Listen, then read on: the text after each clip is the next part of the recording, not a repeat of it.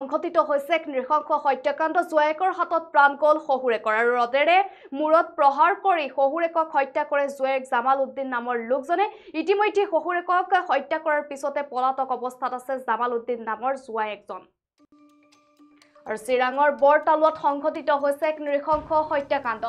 জোৱায়েকৰ হাতত প্ৰাণ গ'ল শহুৰেকৰ আৰু ৰদেৰে মূৰত প্ৰহাৰ কৰি হত্যা কৰিছে শহুৰেকক। জামাল উদ্দিন নামৰ লোকজনে সংঘটিত কৰিছে ভয়ংকৰ হত্যাকাণ্ড। জোৱায়েকৰ আক্ৰমণত নিহত হৈছে শহুৰ আশৰাফ আলী আৰু বৰ্তমান পলাতক অৱস্থাত আছে হত্যা কৰি জামাল উদ্দিন। আৰু পত্নীক দীৰ্ঘদিন ধৰি শাৰীৰিক মানসিক নিৰ্যাতন চলাইছিলে, যাৰ ফলত আচলতে পত্নী দীৰ্ঘদিনে পিতৃগৃহত আছিলে আৰু পত্নী পিতৃগৃহত থকাৰ সময়ছোৱাতে আচলতে শহুৰেকৰ ঘৰলৈ এজন ব্যক্তিক লগত লৈ গৈছিল জামাল উদ্দিন নামৰ এই ব্যক্তিগৰাকী আৰু তাৰ পিছতে আচলতে শহুৰেকক এডাল লোহাৰ ৰদেৰে মূৰত প্ৰহাৰ কৰে, যাৰ ফলত শহুৰেক অচেতন হৈ পৰে আৰু তাৰ পিছতে লোকজনে ঘটনাস্থলীৰ পৰা পলায়ন কৰে আৰু ততাতৈয়াকৈ ব্যক্তিগৰাকীক আহত ব্যক্তিগৰাকীক চিকিৎসালয়লৈ লৈ যোৱা হয় যদিও চিকিৎসকে মৃত ঘোষণা কৰে। আৰু যিহেতু 4 বছৰ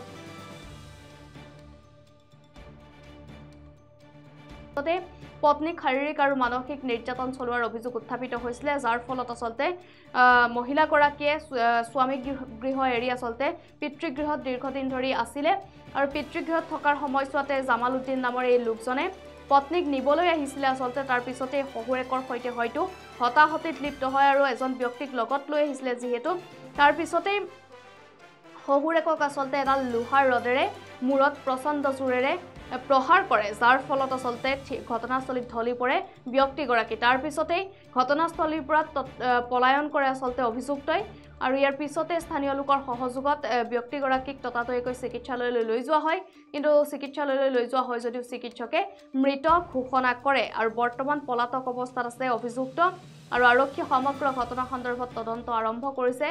আৰু ইতিমধ্যে আমি জনাই গৈছে ভয়ংকৰ কাণ্ড সংঘটিত হৈছে চিৰাঙৰ বৰতালুৱাত সংঘটিত হৈছে ভয়ংকৰ ঘটনাটো আৰু জোৱায়েকৰ হাতত আচলতে প্ৰাণ গ'ল শহুৰেকৰ আৰু ৰদেৰে মূৰত প্ৰহাৰ কৰি শহুৰেকক হত্যা কৰে জোৱায়েকে আৰু জামাল উদ্দিন নামৰ লোকজনে সংঘটিত কৰে এই নৃশংস হত্যাকাণ্ডটো।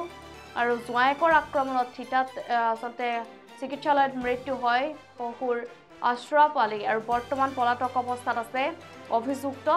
আৰু পত্নীক আচলতে 4 বছৰ পূৰ্বে যিহেতু বিবাহ পাশত আবদ্ধ হৈছিলে আৰু পত্নীক শাৰীৰিক মানসিক নিৰ্যাতন চলোৱাৰ অভিযোগ উত্থাপিত হৈছিলে আৰু পত্নীয়ে সেই অভিযোগ উত্থাপন কৰি পিতৃগৃহত আহিছিলে স্বামী গৃহ এৰি আৰু স্বামী গৃহত থকাৰ পিতৃগৃহত থকাৰ সময়ছোৱাতে আচলতে পিতৃগৃহলৈ আহিছিলে জোৱায়েক। তাৰ পিছতে শহুৰেকক এডাল লোহাৰ ৰদেৰে প্ৰচণ্ড জোৰে মূৰত প্ৰহাৰ কৰে, যাৰ ফলত আচলতে মৃত্যুমুখত পৰে আশৰাফ আলী নামৰ ব্যক্তিগৰাকী।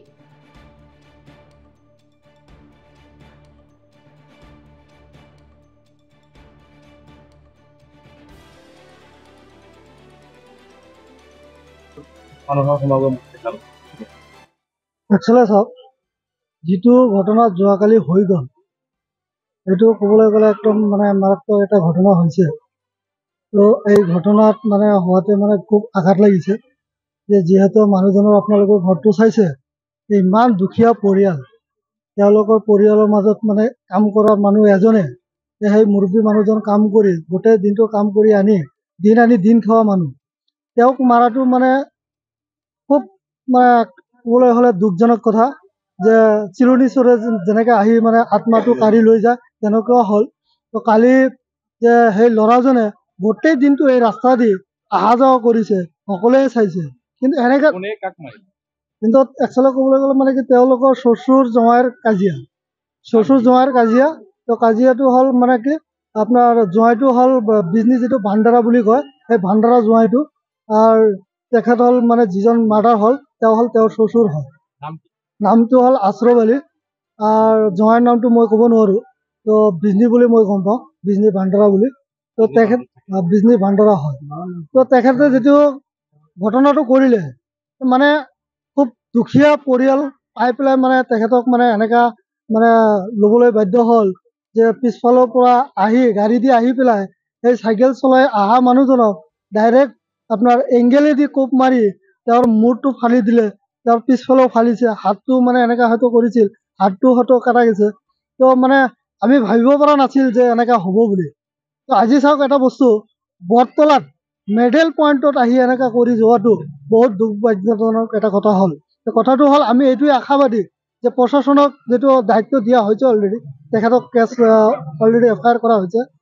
FIR অনুযায়ী মই আমাৰ কাজলগাঁও প্ৰশাসনক মই অনুৰোধ জনাম যে তেখেতে যাতে অতি সোনকালে এই দুষ্কৃতিক যাতে ক্ৰায়ত্ব কৰি উচিত শাস্তিমূলকভাৱে ব্যৱস্থা যাতে কৰে, এইখিনি মই আমাৰ চিৰাং জিলাৰ যিটো ছুপাৰিণ্টেণ্ডেণ্ট SP বা আমাৰ কাজলগাঁও থানাৰ OC তেখেতক আমি প্ৰেছাৰকৃত কৰি আছোঁ যে ইমিডিয়েট আপোনালোকে এই দুষ্কৃতিকাৰীক আপোনালোকে অতি সোনকালে গ্ৰেপ্তাৰ কৰক, নহ'লে আমি ইয়াৰ মানে বিধি ব্যৱস্থা বেলেগকৈ লৈ যাম। আপোনালোকে যদি কোনো আইনীগত যদি ব্যৱস্থা নলয় তেতিয়াহ'লে আমি হয়তো আন্দোলনৰ কাৰ্যসূচী ল'বৰ কাৰণে বাধ্য হ'ম। এই ঘটনাটো ক'বলৈ তেওঁৰ জামাই শ্বশুৰৰ কাজিয়াটো কি লৈ হ'ব, তেওঁৰ মানে হয়তো তিৰিটো তেখেতে লৈ আহিছে, তেখেতৰ ঘৰত আছে, হয়তো আদান প্ৰদানত কিবা হয়তো কাজিয়া হৈছে, আগত পাছে কিবা এটা কাজিয়া হৈছে।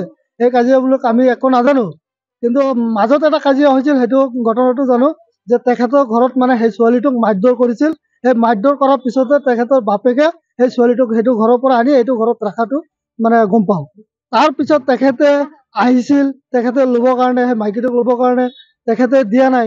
হয়তো কিবা হয়তো ভুল পাইছে তাৰ কাৰণে দিয়া নাই। তেখেতে হয়তো কোনোবা লিডাৰ চিডাৰবিলাকো লৈ আহিছিল, তেখেতে দিয়া নাই। সেই মানে ৰাগ অনুযায়ী আজি যোৱাকালি 6:15 মান বজাত মানে ঘটনাটো ৰডেৰে আক্ৰমণ কৰি ৰাস্তাত মানে ডেড কৰিলে।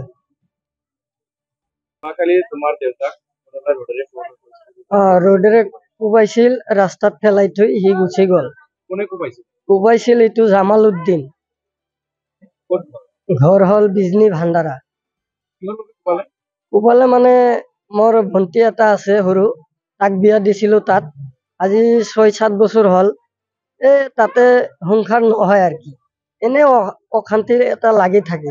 তাৰপিছত মোৰ দেউতা কৈছে এইটো ঘৰত আৰু নিদিম, ছোৱালীটো ঘৰতে পালিম, তাৰ এটা পোৱালিও এটা আছে, এইটো আমাৰ ঘৰতে পালি আছো আমি বহুত দিনৰ পৰা এগিলাই। আৰু তাৰপিছত তাৰ ঘৰত দেৱা নাই। সেইদিনা মানুহ লৈ আহিছিল, মানুহৰ ওচৰত কৈছে মোৰ দেউতা যে এইটো ঘৰত আৰু নিদিম, ছোৱালীটো ঘৰতে পালিম, তুমি যদি পাৰা কোৰ্টৰ পৰা কিবা এটা কাগজ আনি দি যাবা, তাৰপিছত তুমি ক'ত বিয়া কৰিবা না কি কৰিবা কৰিবা। তাৰপিছত মোৰ দেউতাক এনেকে কালি এনেকা কৰি ৰ'দত পেলাই থৈ গেল মাৰি কেনে। কিহেৰে মাৰিছিল? ৰডে দি মাৰিছিল। এইটো গিৰিলৰ ৰড, এংগেল, গিৰিলৰ এংগেল এইটো।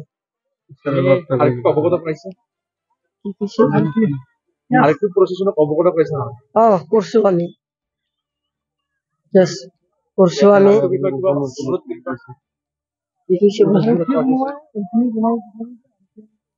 আৰু ঠিক এইখিনি মই